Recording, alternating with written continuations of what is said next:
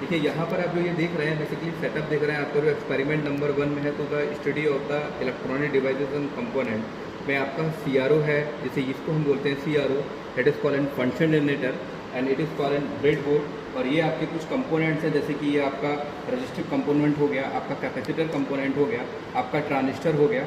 तो इन पर्टिकुलर हर कंपोनेंट्स के बारे में मैं आपको 1 बाय 1 एक्सप्लेन करता हूँ। सबसे पहले मैं आपको बताता हूँ कि ये आपका जो एक DSO है, आपके लैब में लिखा हुआ है CRO, तो CRO का कैथोड रे ऑसिलोस्कोप, ये टाइप का एनालॉग इंस्ट्रूमेंट था। पर DSO बेसिकली डिजिटल टेक्नोलॉजी पे काम करता है and it is also a advance version and it is to be some extra additionally feature and we can easily calculate the value of an particular electrical and electronic parameter with the help of an DSO as compared to the CRO. So our traditional or our generation is to be most widely used for an DSO. So first of all, this is a DSO circuit and we have to be also a multimeter. First of all, I will explain what is the difference between the multimeter and the digital oscilloscope. तो suppose that अगर आप एक multimeter को देखेंगे तो multimeter में basically हम किसी भी वैल्यू को जो मेजरमेंट करते हैं वो एक डेसिमल की फॉर्मेट में मेजरमेंट करते हैं। कि सपोज दैट अगर आपको यहाँ पे कोई DC वोल्टेज मिल रहा है, तो कोई भी आपको वोल्टेज मिल रहा है पर्टिकुलर DC या AC, तो उसका बेसिकली हमको एक डेसिमल में वैल्यू दिखाई पड़ती है। पर अगर हम DSO या CRO की बात करें, अगर यहाँ पे आपका DSO तो लिखा भी है डिजिटल स्टोरेज ऑसिलोस्कोप, तो यहाँ पे जो पर्टिकुलर हम किसी भी वैल्यू या किसी भी इलेक्ट्रिकल या इलेक्ट्रॉनिक पैरामीटर का मेजरमेंट करते हैं, सपोज दैट अगर हमारा कोई वोल्टेज है तो बेसिकली उसका यहाँ पर हमको क्या दिख रहा है, एक ग्राफिकल रिप्रेजेंटेशन दिख रहा है। यानी यहाँ पर हम कहीं ना कहीं सर्किट का जो आउटपुट है, वोल्टेज है, उसका आउटपुट है, वहाँ पे यहाँ पे हम एक ग्राफिकल फॉर्मेट में देख रहे हैं। पर अगर हम इस मल्टीमीटर के सिस्टम की बात करें तो यहाँ पर हम किसी पर्टिकुलर वोल्टेज का आउटपुट एक नंबर की फॉर्म में देख रहे हैं। तो it is the difference between the DSO measurement and the multimeter measurement.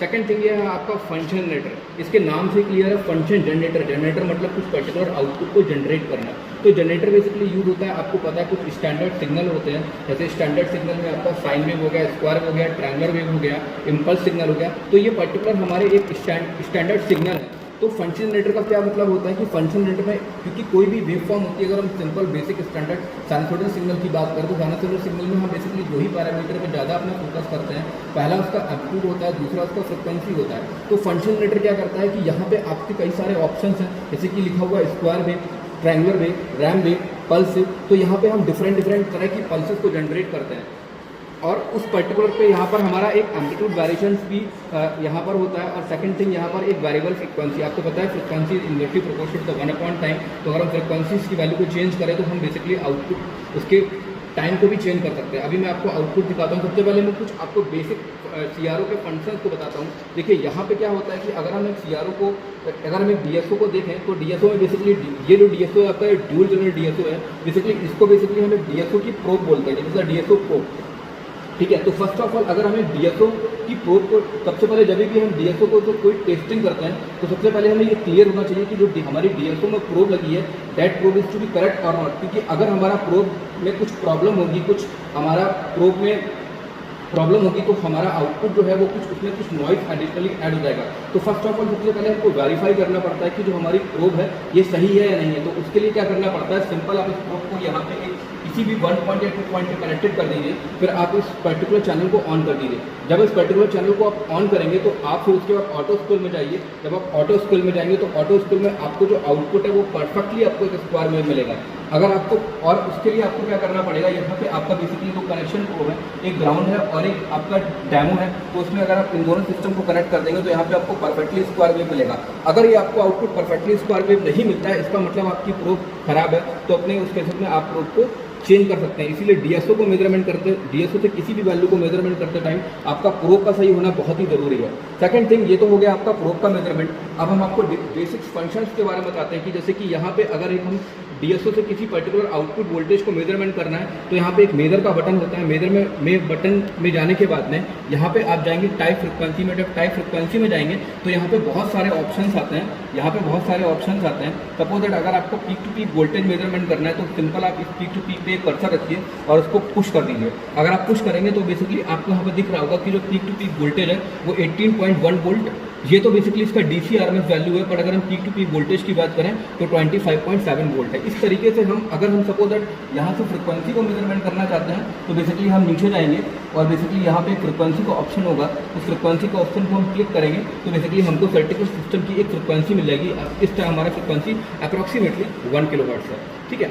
अगर ये तो हमारा हो गया एक DSO से कैसे मेजरमेंट करते हैं, पर अगर हम एक फंक्शन जनरेटर के आउटपुट को जो मैंने आपको इनिशियली में एक्सप्लेन किया था, तो उसके लिए मैं चैनल 1 को बेसिकली ऑफ कर दे रहा हूँ। चैनल 1 को ऑफ करने के बाद मैं चैनल 2 को ऑन कर दे रहा हूँ। तो चैनल 2 को ऑन करने के बाद में फिर हम चले जाते हैं यहाँ पे ऑटो स्केल में। तो जब ऑटो स्केल के मोड पे जाएंगे तो हमको आपको दिख रहा है कि ये बेसिकली अभी जो हमारा सिग्नल है वो पल्स टाइप का है। अगर मैं सिग्नल को बदल दूँ, सपोज दैट मैंने सिग्नल को यहाँ पे साइन वेव किया, अब देख रहे हैं यहाँ पे जो ग्राफ आ रहा है कैसा आ रहा है, साइनसोइडल कर्व आ रहा है। अगर मैं यहाँ से फ्रिक्वेंसी वेरिएबल से बटन को वैरी करूँ तो देख रहे हैं यहाँ से आपका फ्रिक्वेंसी क्या कर रहा है, वैरी कर रहा है। अगर एम्पलीट्यूड को वैरी करूँ तो आपका एम्पलीट्यूड भी क्या कर रहा है, वैरी कर रहा है। तो फंक्शन जनरेटर कुछ नहीं है, एक स्टैंडर्ड सिग्नल डिजाइनर है। इसके तो किसी भी पर्टिकुलर आउटपुट को क्या करते हैं, एक DSO में दे देते हैं। बेसिकली हम DSO में देते हैं। सपोज अगर हमारे पास कोई इलेक्ट्रॉनिक सर्किटरी है और सर्किटरी को ऑपरेट कराने के लिए हमको standard sinusoidal voltage, sinusoidal signal चाहिए, तो हमें कोई अलग से साइन वेव का फंक्शन बनाने की जरूरत नहीं है। हम डायरेक्टली फंक्शन जनरेटर के आउटपुट को उस सर्किट के इनपुट को दे देंगे और हमको अपने सर्किट के डिजायर्ड आउटपुट मिल जाएगा। तो ये बेसिकली था आपका फंक्शन जनरेटर DSO। अगर हम बेसिकली बात करें तो ये बेसिकली हमारा एक स्टैंडर्ड DC सप्लाई है। सबसे पहले अगर हम यहाँ पे DC सप्लाई में कुछ नहीं होता, हमें बेसिकली अगर हम इसके DC सप्लाई को वोल्टेज को मेजरमेंट करना चाहें तो देखिए, अगर हम यहाँ पे फोर्सेस के वैल्यू को इंक्रीज या डिक्रीज करेंगे तो हमारे बेसिकली मल्टीमीटर की जो वैल्यू है वो मल्टीमीटर की वैल्यू भी हमको चेंज करते हुए मिलेगी, ठीक है। तो ये बेसिकली आपका DC सप्लाई का है सिस्टम। उसके बाद में आपका ये बहुत ही इंपॉर्टेंट होता है जिसको बेसिकली हम ब्रेडबोर्ड बोलते हैं। तो ब्रेडबोर्ड जो होता है बेसिकली आपका 2 पार्ट में डिवाइडेड होता है। ये फर्स्ट पार्ट और सेकंड पार्ट। फर्स्ट पार्ट और सेकंड पार्ट जो होते हैं बेसिकली आपके टोटली सिमेट्रिकल होते हैं। अगर हम इस फर्स्ट पार्ट और सेकंड पार्ट टोटली सिमेट्रिकल है और ये फर्स्ट पार्ट है जो भी आपका 2 पार्ट में डिवाइडेड है। ये देखिए 20 से यहाँ पे 2 पार्ट से डिवाइडेड है। तो अगर हम ऊपर 2 सिस्टम की बात करें, ये फर्स्ट ये और ये, तो ये जो सारे आप देख रहे हैं होल, ये आपस में ऑटोमेटिकली इंटरलिंक्ड कनेक्टेड है। उसी तरीके से ये भी आपस में इंटरकनेक्टेड है। मतलब कि मेरा कहने का मतलब ये है कि ये सारे आपके हॉरिजॉन्टली में एक दूसरे से कनेक्टेड हैं, ये भी सारे आपके हॉरिजॉन्टली में एक दूसरे से कनेक्टेड हैं। पर आप ध्यान रखिएगा कि ये वाला पार्ट और ये वाला पार्ट, ये वाला दोनों पार्ट आपस में एक दूसरे से इंटरनली कनेक्टेड नहीं है। उसी तरीके से अगर हम इस वाले पार्ट की बात करें तो यहाँ पे सारे जो है बेसिकली आपके वर्टिकल में कनेक्टेड है। सारे जो कॉलम्स है आपके वर्टिकल में कनेक्टेड है, पर 2 पर्टिकुलर एजेस आपस में रो आपस में कनेक्टेड नहीं है। जैसा सिमेट्रिकल सिस्टम यहाँ पर है वैसे ही सिमेट्रिकल सिस्टम यहाँ पर है। उसके बाद में हम बात करते हैं आपके पैसिव कंपोनेंट की। तो पैसिव कंपोनेंट में सबसे पहले हमारे पास रेजिस्टेंस आता है। आपने 12th क्लास में पढ़ा होगा, एक पर्टिकुलर फॉर्मूला होता है कि कलर कोडिंग टेक्निक से हम रेजिस्टेंस की वैल्यू को निकाल सकते हैं। तो रेजिस्टेंस बेसिकली आपका एक किसी भी सर्किट में हीट डिसिपेशन फैक्टर होता है कि जो करंट की वैल्यू को बेसिकली आपका डिक्रीज करे। तो रेजिस्टेंस जो होता है वो एनर्जी को रिलीज करता है in the form of heat. उसके बाद में हमारे पास कैपेसिटर होते हैं। वो बेसिकली 2 तरह के कैपेसिटर होते हैं। एक हमारे पास होते हैं जिनको बेसिकली इलेक्ट्रोलाइट कैपेसिटर बोलते हैं और एक होते हैं जिनको हम सेरामिक कैपेसिटर बोलते हैं। तो इलेक्ट्रोलाइट कैपेसिटर होता है जो उसकी वैल्यू कुछ माइक्रोफैरड रेंज में होती है, जबकि सेरामिक कैपेसिटर जो होते हैं इनकी रेंज कुछ पिकोफैरड में होती है। तो इलेक्ट्रोलाइट कैपेसिटर बेसिकली हम देखें तो इलेक्ट्रोलाइट कैपेसिटर में पॉजिटिव और नेगेटिव टर्मिनल डिफाइंड होता है, जबकि सेरामिक कैपेसिटर में कोई भी पॉजिटिव और नेगेटिव टर्मिनल डिफाइंड नहीं होता है। अगर हमको पता करना हो कि एक इलेक्ट्रोलाइट कैपेसिटर में कौन सा पॉजिटिव टर्मिनल है और कौन सा नेगेटिव टर्मिनल है, तो कोई भी इलेक्ट्रोलाइट कैपेसिटर होगा उसमें 2 तरह के कलर होंगे। कोई भी 2 तरह के कलर होते हैं। तो जो कलर आपका मैक्सिमम एरिया कवर करेगा वो आपका पॉजिटिव टर्मिनल होगा और जो कलर आपका negative area less area cover करेगा वो आपका नेगेटिव टर्मिनल होगा।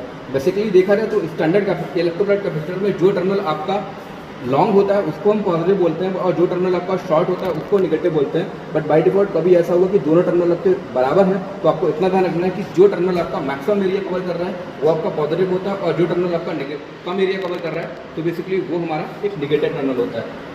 उसके बाद में हमारा अगला आता है ट्रांजिस्टर। तो ट्रांजिस्टर बेसिकली आप जानते हैं कि 3 टर्मिनल डिवाइस होती है और ये बेसिकली आपका एक एक्टिव कंपोनेंट है। जो आपका कैपेसिटर होता है वो एनर्जी को स्टोर होता है in the form of electric field. और यहाँ पे जो आपका ट्रांजिस्टर है एक बेसिकली ट्रांजिस्टर एक आपका एम्पलीफायर की तरीके से वर्क करता है। अगर कभी भी आपको पता करना हो कि ट्रांजिस्टर का आपका कौन सा इमीटर बेस कलेक्टर टर्मिनल है, आप सिंपली जाइए और उस ट्रांजिस्टर के नाम को आप नेट पे सर्च कर लीजिए और वहाँ से भी आपको पता लग जाएगा कि ट्रांजिस्टर आपका कौन सा ट्रांजिस्टर टर्मिनल इमीटर है, बेस है या कलेक्टर है। तो ट्रांजिस्टर बेसिकली क्या है, आपका एक एक्टिव कंपोनेंट है जो कि एक एम्पलीफायर की तरीके से वर्क करता है। और जो आपके रजिस्टर और कैपेसिटर और इंडक्टर है वो बेसिकली आपके पैसिव कंपोनेंट की तरीके से वर्क करते हैं। सबसे एक इंपॉर्टेंट सिंपल ये होती है कि जब भी हम किसी भी सिस्टम को मेजरमेंट करते हैं तो हमारे पास या तो इलेक्ट्रिकल पैरामीटर होता है या तो इलेक्ट्रॉनिक पैरामीटर होता है। तो आपका जो CRO है बेसिकली वो एक इलेक्ट्रॉनिक इंस्ट्रूमेंट है, that is not an electrical instrument, क्योंकि इलेक्ट्रॉनिक्स इंस्ट्रूमेंट जो होते हैं वो बेसिकली वोल्टेज के रिस्पेक्ट में रिस्पॉन्सिबल होते हैं। अगर यहाँ पे आप इस कर्सर को देखें तो ये बेसिकली वोल्टेज पर डिवीजन है। तो इलेक्ट्रॉनिक्स और इलेक्ट्रिकल सिस्टम में यही फ़र्क होता है कि जो इलेक्ट्रॉनिक्स होते हैं उनमें रिस्पॉन्सिबल क्वांटिटी हमारी वोल्टेज होती है, जबकि जो इलेक्ट्रिकल इंस्ट्रूमेंट होते हैं उनमें हमारी रिस्पॉन्सिबल क्वांटिटी करंट होती है। तो CRO में आपका वोल्टेज पर डिवीजन का आपको सिस्टम मिल जाएगा, पर करंट पर डिवीजन का सिस्टम नहीं मिलेगा। इसीलिए आपका जो DSO है ये बेसिकली आपका एक DSO या फिर CRO आपका क्या है, एक इलेक्ट्रॉनिक इंस्ट्रूमेंट है। Thank you.